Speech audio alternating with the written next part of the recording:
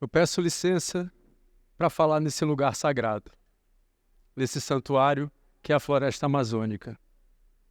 Agradeço aos nossos ancestrais. Agradeço aos guardiões da floresta. Agradeço aos povos originários da Amazônia, com mais profundo respeito e admiração. Eu sou cientista que uso o meu cérebro para estudar o próprio cérebro. Esse órgão tão bem protegido nessa caixa de ossos, capaz de controlar o nosso corpo, os nossos pensamentos, as nossas emoções, e inclusive decidir o que é real e o que não é real. Esse controle fino, ele acontece em boa parte pela presença de 100 bilhões de células nesse órgão que é o cérebro. Cada uma dessas células se conectando a outras 10 mil células.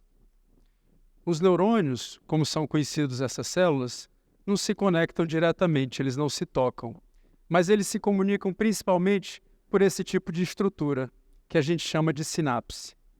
As sinapses, nessa fenda, carregam a possibilidade de terem várias moléculas capazes de mudar a atividade elétrica do cérebro. A essas moléculas a gente vai chamar de psicoativas. As moléculas psicoativas, elas podem ocorrer tanto naturalmente e serem produzidas pelo próprio corpo, como serem encontradas em diferentes plantas, em diferentes fungos e em diferentes animais. Um tipo específico de substâncias psicodélicas, de substâncias psicoativas, é o que a gente conhece por psicodélicos. Psicodélicos é um termo em grego. Psique significa mente ou alma. Delos significa manifestação ou clareza. Em outras palavras, psicodélico poderia ser interpretado como a manifestação da mente ou a manifestação da alma.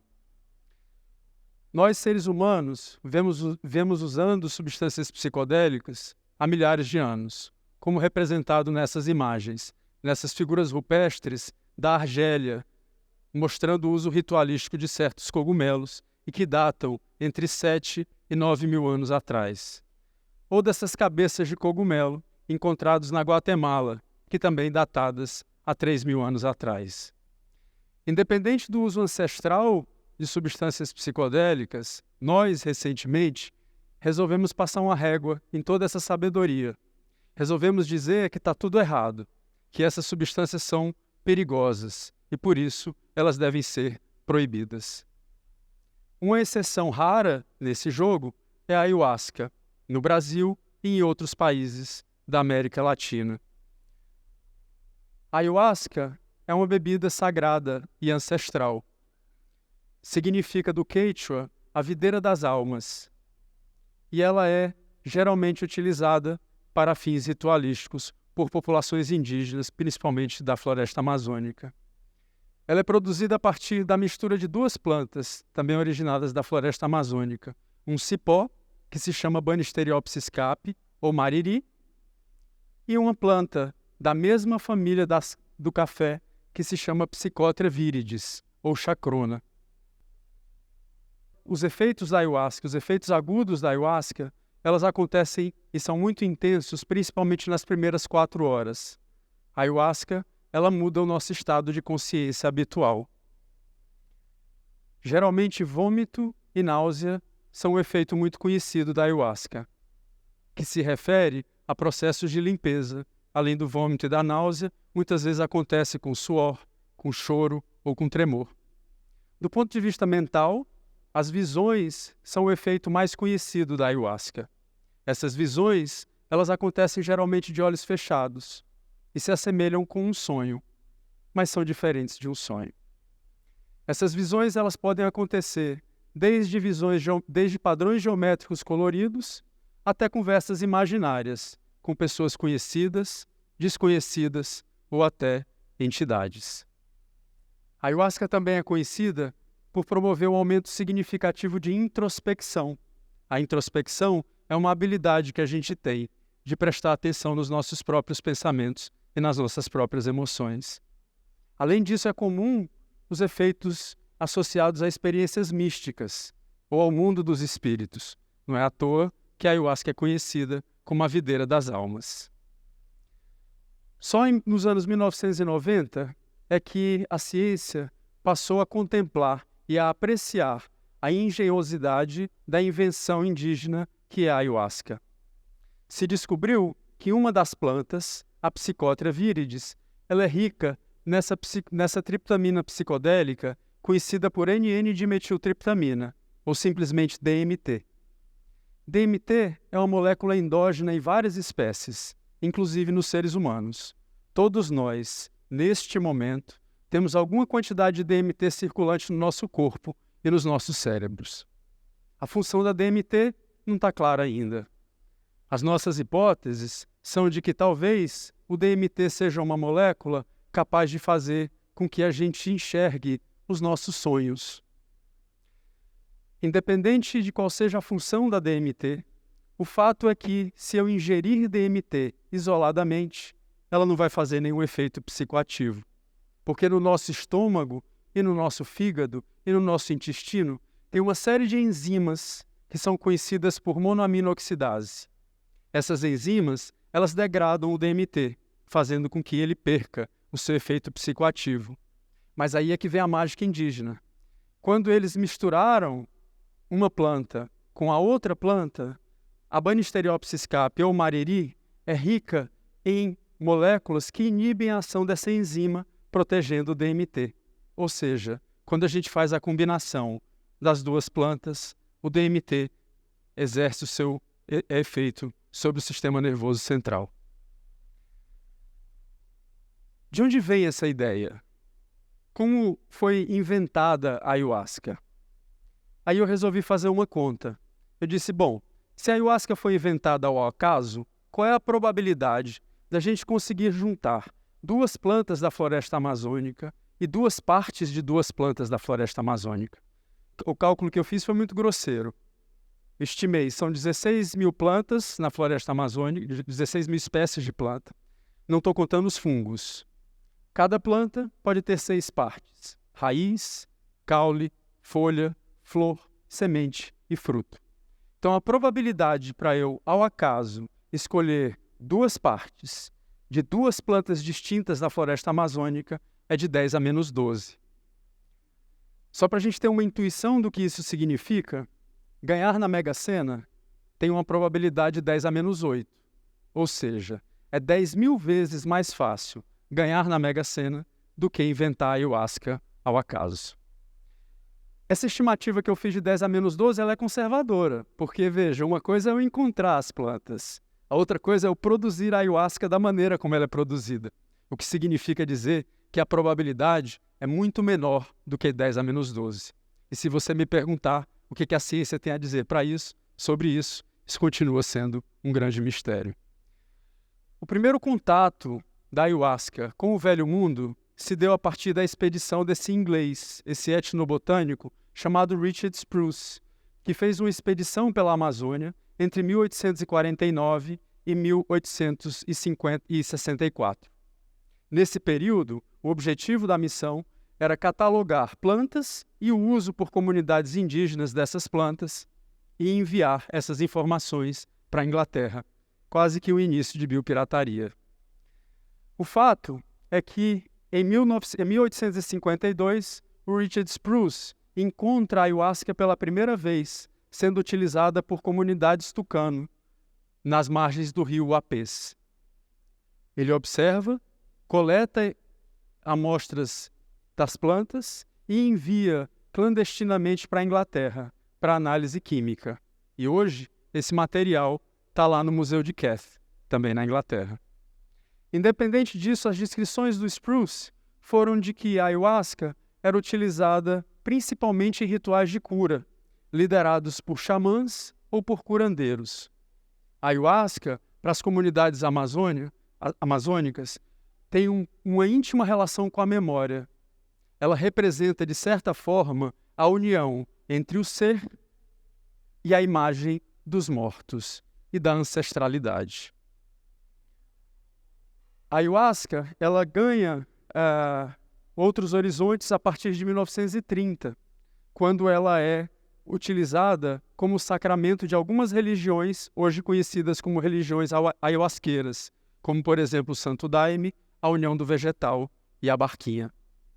Ainda não há evidências, hoje em dia, da presença da ayahuasca em território amazônico em artefatos arqueológicos, mas talvez essa realidade esteja para ser mudada em breve. Uma pesquisadora, professora Gabriela Prestes Carneiro, da Universidade Federal do Oeste do Pará, em Santarém, iniciou um projeto de pesquisa muito cuidadoso, cujo objetivo é identificar a presença de substâncias psicoativas em artefatos amazônicos. Isso ganha mais força ainda quando a gente sabe que essa busca está ocorrendo nos sambaquis amazônicos. Sambaquis são essas estruturas formadas por várias camadas de conchas, e as conchas têm substâncias que fazem com que o pH do solo praticamente seja neutralizado, melhorando significativamente a preservação de matéria orgânica e de artefatos arqueológicos, como é o caso desse cachimbo coletado nesse sambaqui, no sítio de Jauari, em Belém. Talvez, então, a gente tenha novidades em breve com relação a isso. Eu tive a minha primeira experiência com a ayahuasca em 2005. Na época, eu tinha o domínio de várias técnicas capazes de investigar o cérebro humano de forma não invasiva, certas características de funcionamento do cérebro de maneira não invasiva, como, por exemplo, a ressonância magnética funcional. Então foi nesses primeiros trabalhos que a gente iniciou ainda em 2006, o objetivo era tentar identificar as bases neurais dos efeitos da ayahuasca. Para fazer isso, a gente recrutou voluntários experientes de uma das igrejas do Santo Daime. Pedimos para esses voluntários virem até o hospital universitário e, sob o efeito da ayahuasca, entrarem numa máquina de ressonância, o que não é nada trivial. De forma geral, os nossos resultados indicam, e aqui vocês têm uma representação desses resultados, que talvez a ayahuasca nos confira a habilidade de ver os nossos próprios pensamentos. Talvez a ayahuasca, talvez esse seja um dos motivos da gente sentir um aumento significativo de introspecção quando a gente está sob o efeito da ayahuasca. Quando a gente estava realizando esse estudo, uma coisa muito curiosa aconteceu, que foi o fato que boa parte das pessoas, dos voluntários das igrejas que a gente estava recrutando, chegavam espontaneamente para a gente e diziam: olha, eu estou aqui porque eu encontrei um benefício terapêutico na ayahuasca. Eu estou aqui porque eu melhorei de um quadro de depressão grave. Eu estou aqui porque eu melhorei de um quadro de ansiedade grave. Eu estou aqui porque eu melhorei o meu uso abusivo de certas substâncias, como álcool, tabaco, cocaína e crack. Isso despertou e acendeu uma outra luz na mente de um cientista curioso, que era tentar entender os efeitos antidepressivos da ayahuasca. Então a gente iniciou uma outra linha de pesquisa no laboratório, cujo objetivo era avaliar esses efeitos antidepressivos em pacientes com depressão resistente ao tratamento. Esses pacientes têm aproximadamente 10% de chance a responder a qualquer coisa que a gente tenha no mercado disponível hoje em dia. Os resultados foram impressionantes.